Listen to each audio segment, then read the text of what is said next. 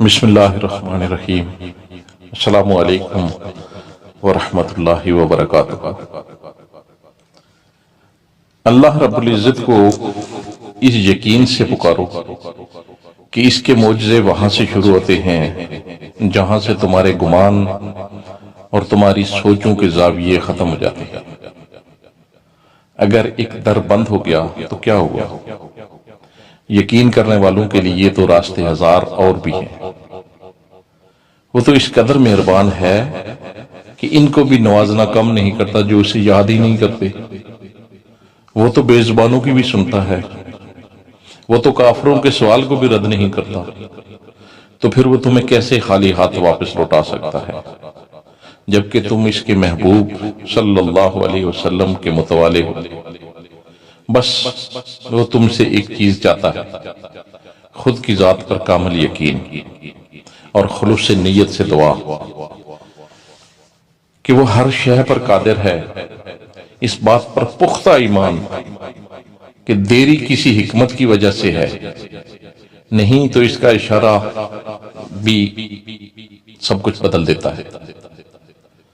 جیسے گہری تاریک رات کے بعد روشن سویرا نمودار ہوتا ہے، پھر اس کی عنایتیں شروع ہوتی ہیں، پھر تو وسیلے وہاں سے بنتے ہیں جہاں سے تم امید بھی نہیں رکھتے۔ وہ تمہاری ان دعاؤں کو قبولیت کے مقام تک لازمی پہنچائے گا۔ وہ تمہاری ان ہتھیلیوں کو خالی کبھی نہیں لوٹائے گا، وہ ان کے بھرنے کا ارادہ رکھے ہوئے ہے۔ اگر اس نے تمہیں خالی ہاتھ ہی لوٹانا ہوتا تو تمہیں دعا کی توفیق ہی کیوں دیتا؟ اگر اس نے ان آنسوؤں کی لاج نہ رکھنی ہوتی تو وہ تمہیں اپنے در کا پتہ ہی کیوں دیتا؟ اور اگر اس نے تمہیں اکیلا ہی چھوڑنا ہوتا تو پھر ہر پل تمہارے ساتھ ہونے کا دعویٰ ہی کیوں کرتا؟ اور اگر اس نے تمہیں دھتکارنا ہی ہوتا نا تو کیوں بار بار یقین دلاتا کہ تم مجھے پکارو، مجھ سے دعا کرو، میں تمہاری پکار کا جواب دوں گا، میں تمہاری دعاؤں کو سنوں گا۔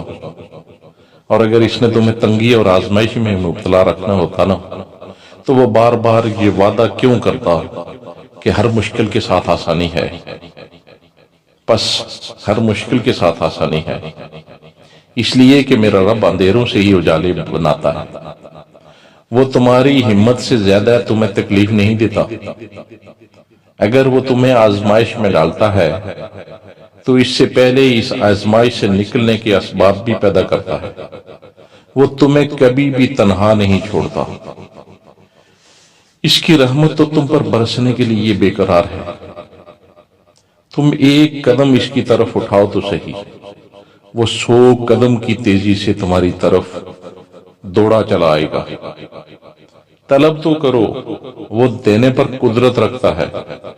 شدت سے پکارو تو صحیح، ایک بار وہ 1000 بار جواب دے گا تمہاری التجاؤں کا۔ اب یہ تم پر منحصر ہے کہ تم کتنے یقین سے اس کے سامنے سوال کرتے ہو۔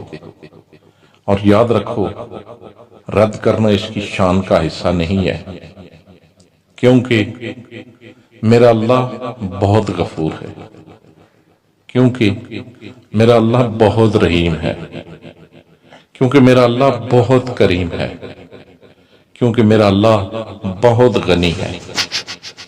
اللہ تعالی ہم سب کے لیے آسانیاں فرمائے، آمین یا رب العالمین۔